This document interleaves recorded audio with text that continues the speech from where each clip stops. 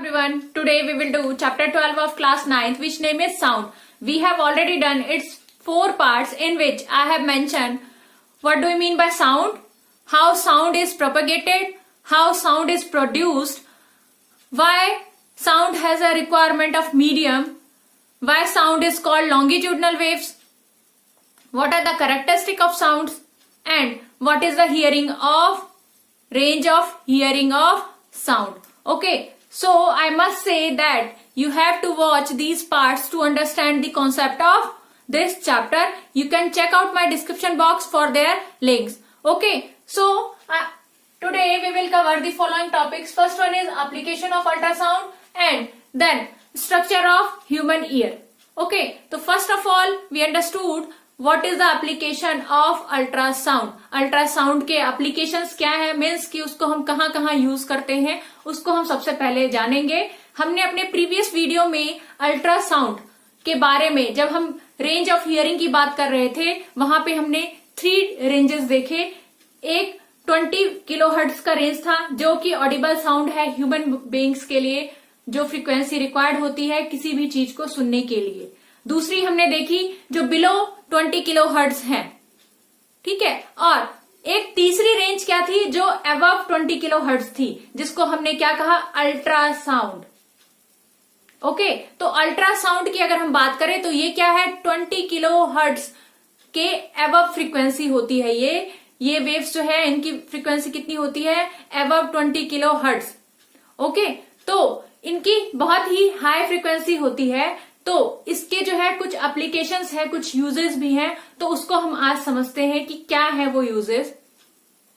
Ultrasound basically क्या होता है, जो हमारे इंटरनल ऑर्गन्स हैं उनको हम सामने से देख नहीं सकते, उसके लिए अल्ट्रासाउंड जो है, ये जो वेव हैं वो हमारे लिए हेल्पफुल होते हैं इंटरनल ऑर्गन्स को आइडेंटिफाई करने के लिए, क्योंकि ये क्या करते हैं, ये पेनिट्रेट कर जाते हैं हमारी बॉडी के ऑर्गन्स में, और वहां पे जो और वो क्या करते हैं, ट्रेवल करते हैं with the help of our tissue. हमारे टिश्यू की हेल्प से, हमारे अंदर जो टिश्यू है, ठीक है, क्योंकि बॉडी क्या है, एक स्ट्रक्चर बना है किसका, made up of combination of tissues. Combination of tissues से क्या बना, ऑर्गन्स बने, और उसी ऑर्गन से क्या हुआ, हमारा बॉडी स्ट्रक्चर बना है. ठीक है, तो ये जो अल्ट्रासाउंड वेव्स होते हैं वो क्या करते हैं, वो हमारे बॉडी ऑर्गन के टिश्यू की हेल्प से, जो हमारे अंदर जो टिश्यूज हैं उसकी हेल्प से वो ट्रेवल करते हैं, और जहां कोई ऑब्स्टेकल दिखता है उनको, मीन्स की चेंज ऑफ टिश्यूज का स्ट्रक्चर दिखता है, वो वहां से वो आइडेंटिफाई कर देते हैं. ठीक है, तो यही उनका क्या है, यूज है. उसी तरीके से वो ट्रेवल कर रहे हैं मीडियम में, कोई डिस्टर्बेंस उसको मिलेगी, मीन्स की अगर वहां पे चेंज ऑफ टिश्यू स्ट्रक्चर है, मीन्स की डिफरेंट ऑर्गन्स हैं, तो उसको वो क्या करेगा, डिटेक्ट करेगा. उसकी हेल्प से हम जो है बॉडी ऑर्गन्स हमारे कितने हैं, स्ट्रक्चर्स क्या है हमारी बॉडी के ऑर्गन्स के, उसको हम क्या कर सकते हैं, आइडेंटिफाई कर सकते हैं. ठीक है, जैसे अगर हम हार्ट की बात करें, अगर हम क्या कर रहे हैं, heart, in case of heart की बात कर रहे हैं, तो हार्ट को आइडेंटिफाई करना कि उसके अंदर ऑर्गन्स कितने हैं, हार्ट जो हमारा ऑर्गन है उसके अंदर क्या क्या स्ट्रक्चर है, उसको कौन आइडेंटिफाई करता है, हम इसके थ्रू आइडेंटिफाई कर सकते हैं, अल्ट्रासाउंड की थ्रू. और अल्ट्रासाउंड के थ्रू जो हम उसको आइडेंटिफाई करेंगे तो वो जो हमारा पूरा प्रोसेस होगा वो हमारा क्या कहलाएगा, इकोकार्डियोग्राफी. ओके, तो सबसे पहले हम समझ लेते हैं कि क्या यूज है इसका, application of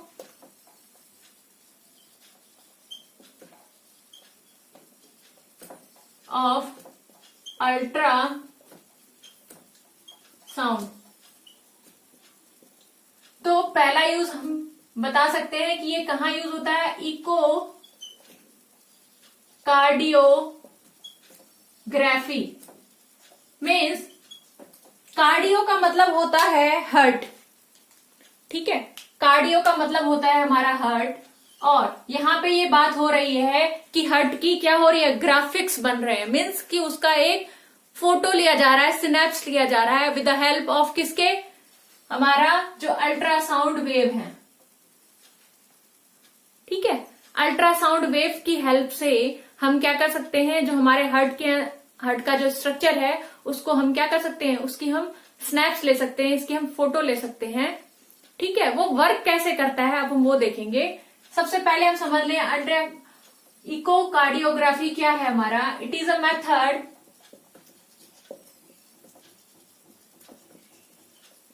in which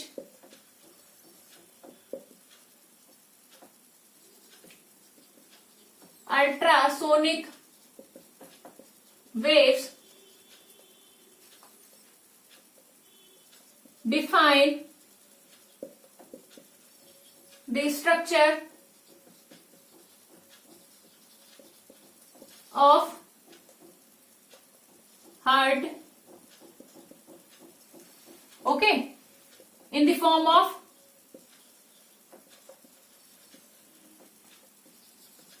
images। Images की फॉर्म में हमें क्या देता है, ये एक स्ट्रक्चर प्रोवाइड करता है अल्ट्रासोनिक वेव। तो ये जो पूरा प्रोसेस होगा, ये जो पूरा मेथड होगा, उसको हम क्या कहेंगे, इकोकार्डियोग्राफी। ठीक है,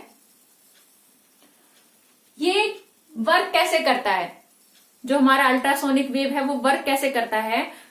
जिस भी ऑर्गन का हमें क्या करना हो, क्लींजिंग के लिए भी हम इसको यूज कर सकते हैं। जिस भी ऑर्गन को हमें क्लीन करना हो, या फिर जो ऑर्गन इनविजिबल हो, हम नहीं देख सकते, अपर पार्ट्स तो हम देख सकते हैं बट इंटरनल ऑर्गन में क्या हो रहा है वो हम नहीं देख सकते, तो उसको मेजर करने के लिए क्या किया जाता है, एक क्लींजिंग क्लियर करने के लिए, अगर हमें क्लीन करना हो किसी बॉडी ऑर्गन को, तो उसके लिए हम क्या करेंगे, ये अल्ट्रासोनिक वेव का यूज करेंगे। कैसे, हम वहां पे जो हमारा क्लीनिंग एजेंट होगा या क्लीनिंग आप सॉल्यूशन बोल सकते हो, वो हम बॉडी के अंदर डालेंगे और उसी क्लीनिंग सॉल्यूशन की हेल्प से, उसी की हेल्प से जो अल्ट्रासोनिक वेव है वो उसमें क्या करेगा, ट्रांसमिट करेगा, ट्रांसफर होगा, ट्रेवल करेगा। और जहां जहां ये अल्ट्रासोनिक वेव जाएगा उसकी फ्रीक्वेंसी क्या होती है, हाई फ्रीक्वेंसी होती है। तो वो जो जितने भी डस्ट पार्टिकल होंगे बॉडी ऑर्गन्स के अंदर, वो क्या होंगे, वो हाई फ्रीक्वेंसी की वजह से क्या हो जाएंगे, डिटैच हो जाएंगे, वहां से वो उसको रिमूव कर देता है अल्ट्रासोनिक वेव। किसको, जो हमारे डर्ट्स होते हैं, या फिर हम बात कर रहे हैं कि जो डस्ट पार्टिकल्स होते हैं हमारी बॉडी के अंदर, उसको क्या कर देता है, वो रिमूव कर देता है। तो इस तरीके से वो क्या करता है, हेल्पफुल होता है क्लीन करने के लिए हमारी बॉडी ऑर्गन्स को। ठीक है, तो हम यहाँ पे लिख सकते हैं कि जो अल्ट्रासाउंड वेव्स हैं वो क्या करते हैं, क्लींजिंग का भी काम करते हैं, बॉडी ऑर्गन्स को क्लीन करने का भी काम करते हैं। ठीक है, तो it is also cleans our body organs. क्या करते हैं, बॉडी ऑर्गन्स को क्लीन करते हैं। कैसे, when cleaning solution is entered in the when cleaning solution is entered in the body or in the parts of body,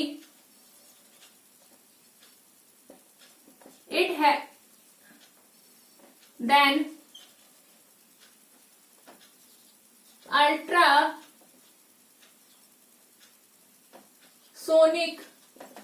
waves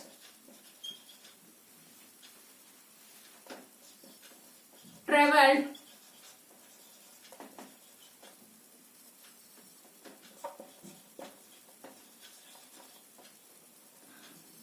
in the body, in the parts of this part of the body through this solution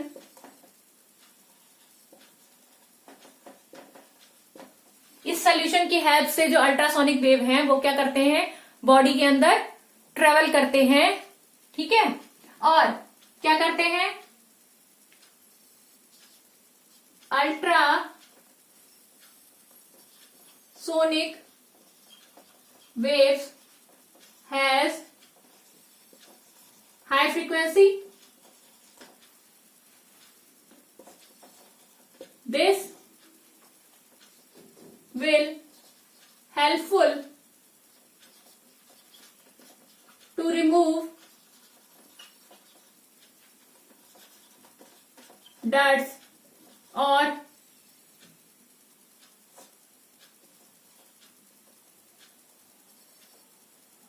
dust particles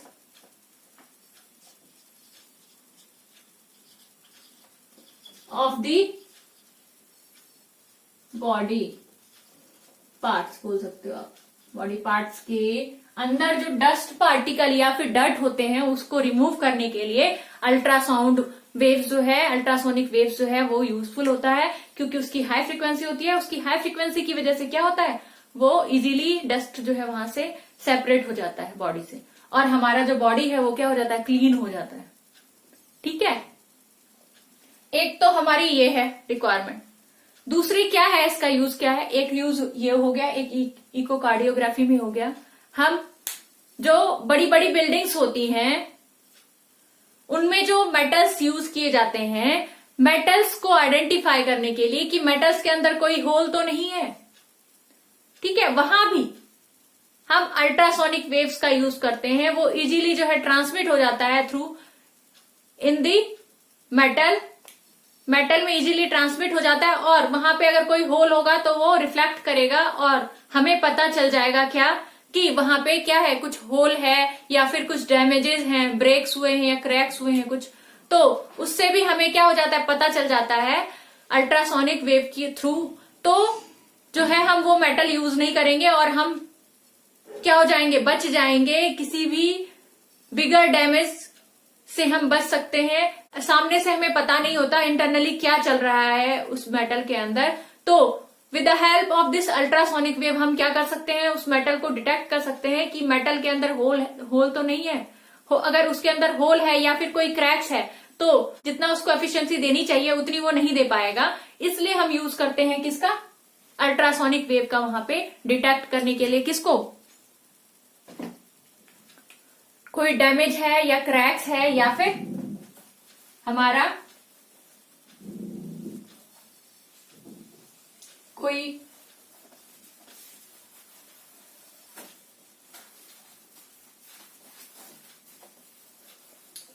ठीक है। तो ये second application था, और third application में हम यहाँ पे लिख सकते हैं कि थर्ड एप्लीकेशन में क्या होगा, अल्ट्रासोनिक वेव का यूज हम कहाँ करते हैं, to detect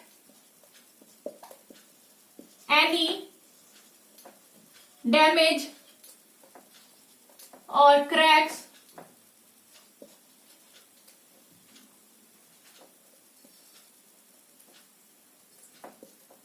and holes in the metal, which is used for manufacturing of building etc. क्या हो रहा है, उस मेटल को, जो मेटल यूज होगा आगे चल के किसके लिए, बिल्डिंग बनाने के लिए, ठीक है, कोई स्ट्रक्चर डेवलप करने के लिए जो मेटल यूज होगा उसके अंदर कोई फॉल्ट तो नहीं है, उसको आइडेंटिफाई करने के लिए हम अल्ट्रासोनिक वेव का यूज करते हैं। ठीक है, जिससे कि हम किसी भी डैमेजेस से उसको बचा सकें।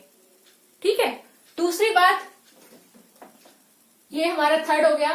Fourth point, medical point of view से अगर हम बात करें तो मेडिकल पॉइंट ऑफ व्यू से हम मेडिसिन नहीं, यहां पे हम बात कर रहे हैं कि बॉडी स्ट्रक्चर की, कि बॉडी में किसी ऑर्गन में कोई प्रॉब्लम तो नहीं है, तो उसके लिए भी हम किसका यूज करते हैं, अल्ट्रासोनिक वेव्स का। तो हम यहां पे लिख सकते हैं कि it is used to detect any problem like stones in the gall bladder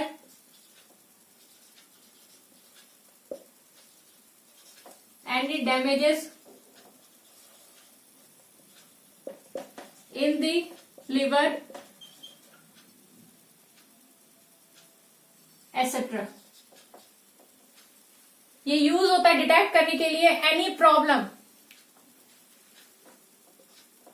in the body parts, any problem in the body parts, body parts के अंदर कोई प्रॉब्लम तो नहीं है, जैसे आपका स्टोन जो है गॉल ब्लैडर के अंदर स्टोन हो जाता है, वो हम कैसे आइडेंटिफाई कर सकते हैं? इसी अल्ट्रासोनिक की वजह से हम वेव से उसको हम आइडेंटिफाई कर सकते हैं। प्रेगनेंसी में कोई कॉम्प्लिकेशन तो नहीं है, ठीक है। और to identify complication or we can say that structure of fetus at the time of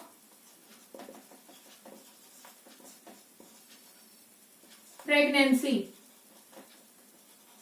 ठीक है। प्रेगनेंसी के टाइम पे कि कोई कॉम्प्लिकेशन तो नहीं है, कोई मास तो नहीं इकट्ठा हो गया, जो फीटस है उसमें कोई दिक्कत तो नहीं है, एबनॉर्मेलिटीज तो नहीं है कुछ, उसको आइडेंटिफाई करने के लिए भी हम अल्ट्रासोनिक वेव्स का हम यूज करते हैं, ठीक है। दूसरी चीज हम कहाँ यूज कर रहे थे?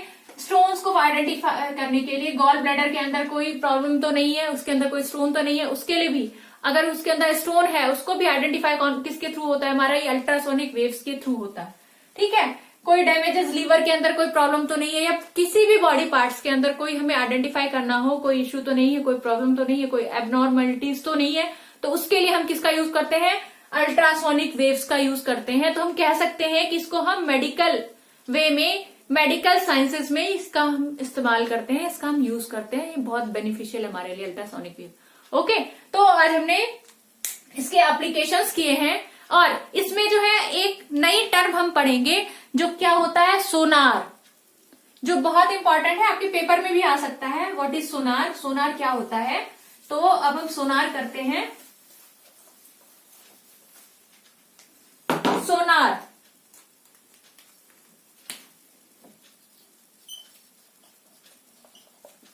यहां पे सोनार जो है वो किसके लिए स्टैंड कर रहा है? Sound of navigation and ranging, ठीक है। सोनार का क्या मतलब है? Sound of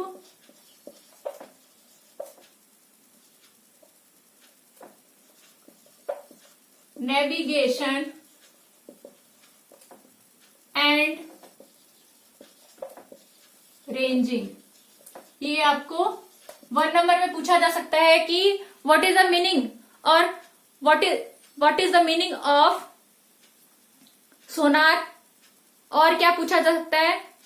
what stands for sonar, sonar क्या है, इसका मीनिंग क्या है, सोनार का फुल फॉर्म क्या है, what is the full form of sonar. तो उस केस में आपको उसका जो है फुल फॉर्म लिखना होगा क्या? Sound of navigation and ranging. अब ये है क्या? ठीक है, ये क्या है? एक इंस्ट्रूमेंट है, ठीक है, एक इंस्ट्रूमेंट है जो किसके लिए यूज किया जाता है कि अंडर वाटर जो कोई ऑब्जेक्ट है तो वो ऑब्जेक्ट जो है उसका डिस्टेंस क्या है, उसका स्पीड क्या है, वो कैसे ट्रेवल कर रही है, तो उसको आइडेंटिफाई करने के लिए हम किसका यूज करते हैं? सोनार का यूज करते हैं, ठीक है। तो यहां पे it is an instrument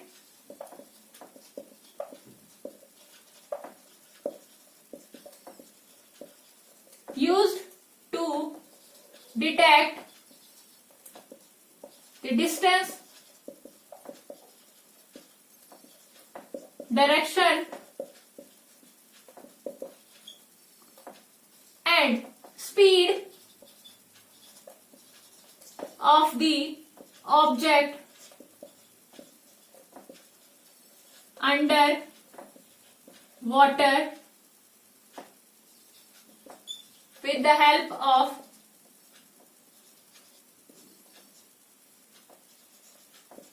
use of ultrasonic waves। क्या है? अल्ट्रासोनिक वेव का यूज करता है ये इंस्ट्रूमेंट और डिटेक्ट करता है कि जो अंडर वाटर कोई ऑब्जेक्ट प्रेजेंट है वो ऑब्जेक्ट क्या कर रहा है, वो ऑब्जेक्ट कितनी दूरी पे है, कौन सी डायरेक्शन में है और वो कितनी स्पीड में है, ठीक है, उसको रिप्रेजेंट करता है। और हम ये भी कह सकते हैं कि जो अल्ट्रासोनिक वेव्स हैं वो क्या करते हैं, अगर हम सी की बात करें, समुद्र की बात करें, तो सी की गहराई कितनी है, डेप्थ ऑफ दी सी को भी आइडेंटिफाई करता है। ठीक है, क्या करता है ये, डेप्थ ऑफ सी को आइडेंटिफाई करता है और सी के अंदर कोई ऑब्जेक्ट अगर प्रेजेंट है तो उसको भी आइडेंटिफाई करता है। तो कैसे करता है, फॉर एग्जाम्पल हम यहाँ पे अगर देखें तो अब हमने सपोज कर लिया कि ये हमारा एक सेल बोट है या बोट है, ठीक है, ये बोट है हमारा, और ये क्या करता है, एक इसके अंदर जो है एक ट्रांसमीटर होता है, एक डिटेक्टर होता है, एक ट्रांसमीटर और एक डिटेक्टर। ये ट्रांसमीटर हो गया, ये हो गया ये हमारा डिटेक्टर और ये हो गया हमारा क्या, ट्रांसमीटर।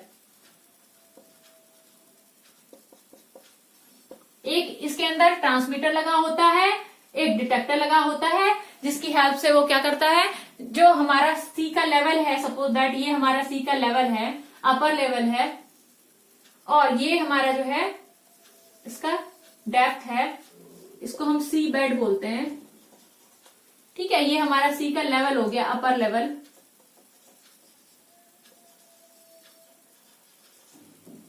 अब सी के अंदर कोई भी ऑब्जेक्ट हो, उसको कौन सी डायरेक्शन में है वो, उसका स्पीड क्या है, ठीक है, और वो क्या कर रहा है,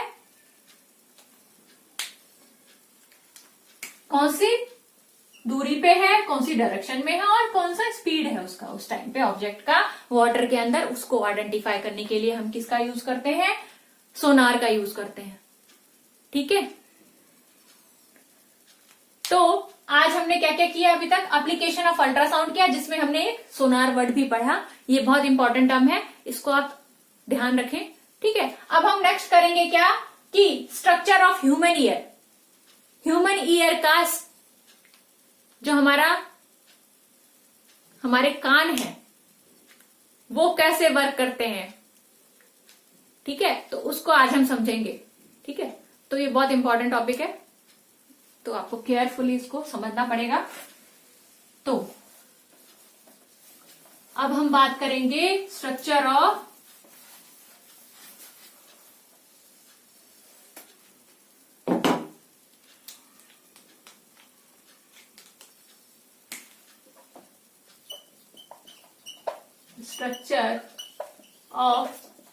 ह्यूमन ईयर।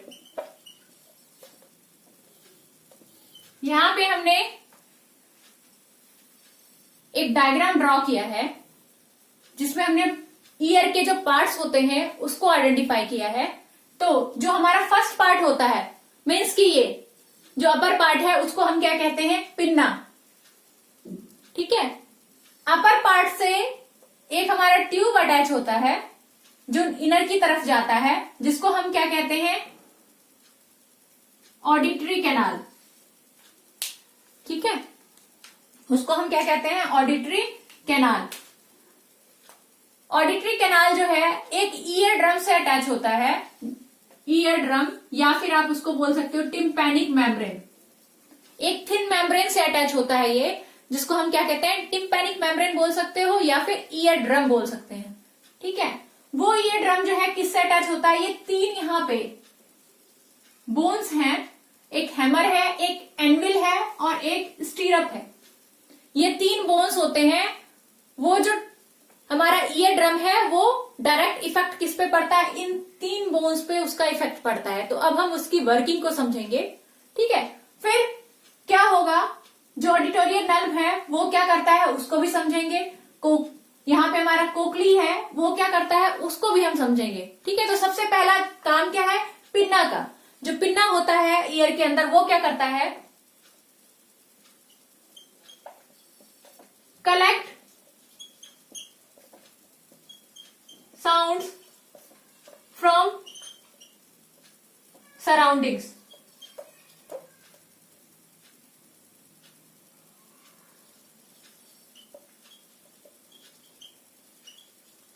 क्या करता है पिन्ना, सराउंडिंग से जितने भी साउंड हैं उसको क्या करता है, कलेक्ट करता है। उसका वर्क होता है कलेक्शन का साउंड का। ठीक है, और ये क्या होता है, आउटर पार्ट होता है हमारी बॉडी का। ठीक है, फिर नेक्स्ट की बारी आएगी, क्या है ये, ऑडिटरी कैनाल। ठीक है, ऑडिटरी कैनाल ये क्या करता है, जो ऑडिटरी कैनाल होता है वो क्या करता है हमारा, ऑडिटरी कैनाल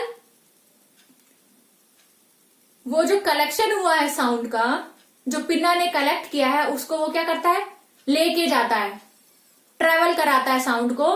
कहां पे ट्रेवल कराता है, ईयर ड्रम जो हमारा है थिन मेम्ब्रेन तक, मीन्स कि यहां तक। थिन मेम्ब्रेन हमारा कहां पे, यहां पे एंड पे। ये हमारा कैनाल हो गया, ये हमारा थिन मेम्ब्रेन हो गया। ठीक है, ये कैनाल हो गया और ये हमारा क्या है, थिन मेम्ब्रेन है। तो थिन मेम्ब्रेन तक लेकर जाता है किसको, साउंड को। ठीक है, तो यहां पे हम क्या कहेंगे, जो ऑडिटरी कैनाल है वो क्या करता है, it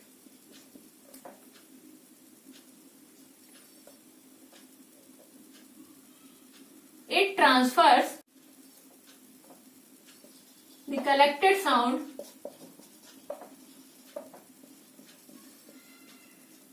from outer parts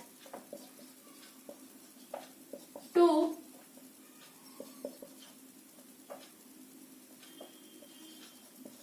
ear drum. Ear drum तक लेके गया वो, आउटर पार्ट से कलेक्शन किया उसने, पिन्ना से कलेक्शन किया किसको, जो साउंड है, साउंड को कलेक्ट किया और उसको क्या किया, ट्रांसमिट करा रहा है, ट्रांसफर करा रहा है। ट्रांसफर करा रहा है, यहां से कलेक्शन हुआ और ट्रांसफर करा रहा है इसमें ट्रांसफर करा के कहां लेके जा रहा है वो, जो हमारा यहाँ पे थिन मेम्ब्रेन है, ईयर ड्रम, वहां पे लेके जा रहा है, जिसको हम क्या कह रहे हैं यहाँ पे, टिम्पैनिक मेम्ब्रेन भी बोल रहे हैं। ठीक है, और यहां पे लिख दो टिम्पैनिक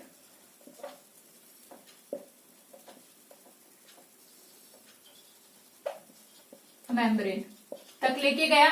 अब जो टिम्पैनिक मेम्ब्रेन है वहां पे क्या होगा, साउंड वेव्स बहुत ज्यादा इकट्ठे हो जाएंगे और वो क्या करेंगे, एक प्रेशर बिल्डअप करेंगे।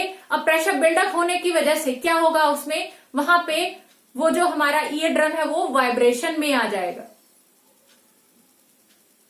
क्योंकि हमने साउंड का जब प्रोपगेशन पढ़ा था तो वहां पे हमने देखा था कि साउंड कैसे ट्रांसफर होता है एक जगह से दूसरी जगह, कैसे प्रोपगेट करता है, वो कैसे ट्रेवल करता है विद द हेल्प ऑफ वाइब्रेटिव। वहां पे वाइब्रेटिंग ऑब्जेक्ट हमने क्या लिया था, एक ट्यूनिंग फॉर्क लिया था। वैसे ही यहाँ पे जो हमारा ईयर ड्रम है वो क्या करेगा, एक वाइब्रेशन क्रिएट कर देगा वहां पे, क्योंकि वहां पे एक प्रेशर बिल्डअप हो गया, बहुत सारा आउटर साउंड जो है आ गया इकट्ठा, तो वहां पे क्या होगा, एक प्रेशर बिल्डअप हो जाएगा। जो प्रेशर बिल्डअप होने की वजह से जो हमारा ईयर ड्रम है वो वाइब्रेशन करने लगेगा, और वाइब्रेशन करके वो वाइब्रेशन किसमें, कहां शिफ्ट करेगा, जो हमारे यहाँ पे 3 बोन्स हैं उनमें वो ट्रांसफर कर देगा वाइब्रेशन को। ठीक है, तो हमारा जो ईयर ड्रम है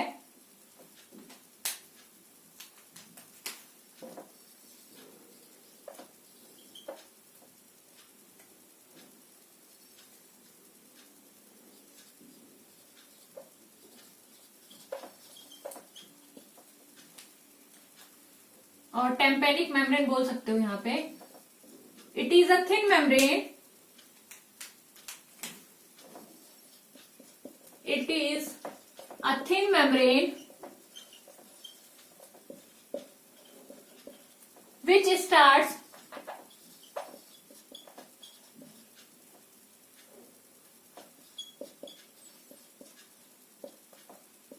vibrating after pressure of sound, sound के प्रेशर से वो वाइब्रेट करना शुरू हो जाता है, ठीक है। And transverse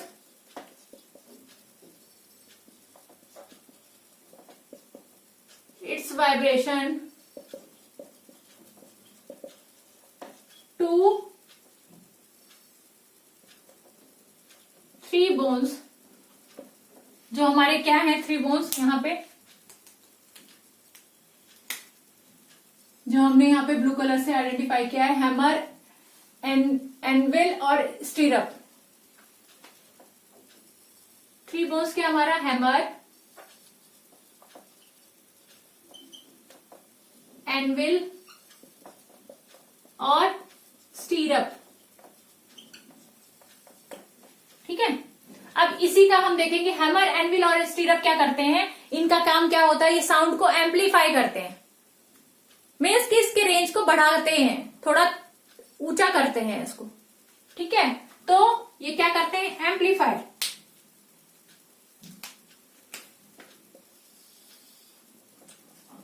they amplify the sound waves, sound waves को एम्पलीफाई करते हैं, ठीक है। और एम्पलीफाई होने के बाद जो यहाँ पे ऑडिटोरियल नर्व है उसका भी हम वर्क समझेंगे। उससे पहले जो हमारा ये कोकली है, कोकली क्या करता है, ये जो हमारा एम्पलीफाई वेव आया, साउंड वेव, उसको वो किस पे कन्वर्ट कर देता है, इलेक्ट्रिकल सिग्नल्स में कन्वर्ट करता है, ठीक है। तो यहाँ पे जो हमारा कोकली है,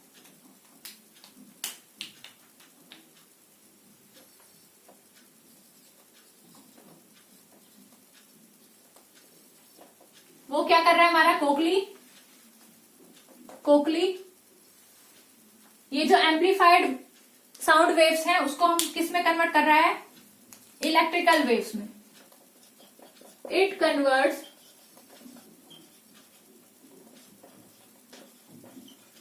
amplified sound waves into electrical waves. Electrical waves में उसने कन्वर्ट कर दिया साउंड वेव्स को। अब जो ये इलेक्ट्रिकल वेव्स हैं वो कहां जाएंगी, जो हमारा ब्रेन है, ब्रेन के अंदर जो ऑडिटरी नर्व्स हैं, ठीक है, वहां जाएगी। और तब हमें वो ब्रेन इंस्ट्रक्शन देता है कि आपको कुछ सुनाई दे रहा है, ठीक है। तो यहाँ पे जो इलेक्ट्रिकल वेव्स हैं वो कहां जाती हैं, जो हमारा ऑडिटरी नर्व्स है, auditory nerves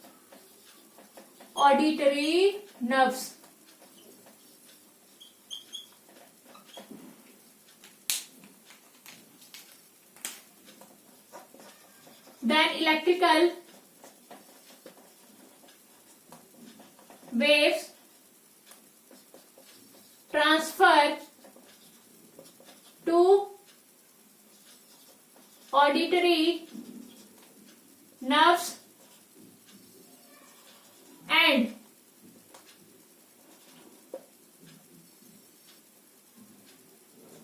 this nerves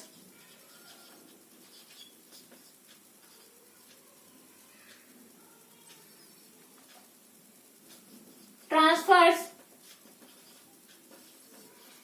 the sound, transfers the wave into our brain and then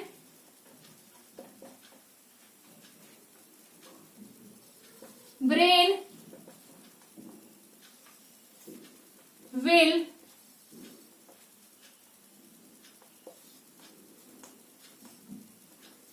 interpret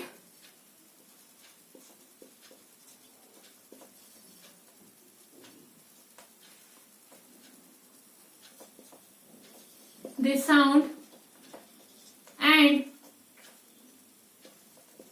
we will able to hear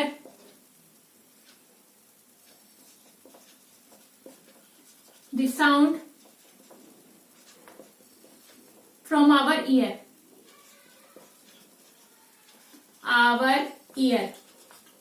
ठीक है, तो ये हमारा क्या था, स्ट्रक्चर था, ईयर का स्ट्रक्चर क्या है, और जो हम साउंड कैसे कलेक्शन होता है और कैसे हमें सुनाई देता है।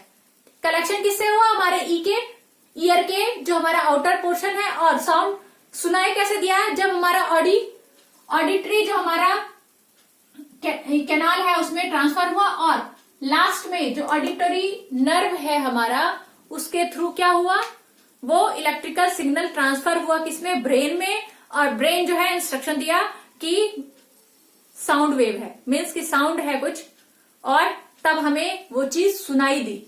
ठीक है, तो ये पूरा प्रोसेस है, और ये हमने यहाँ पे स्ट्रक्चर बनाया हुआ है।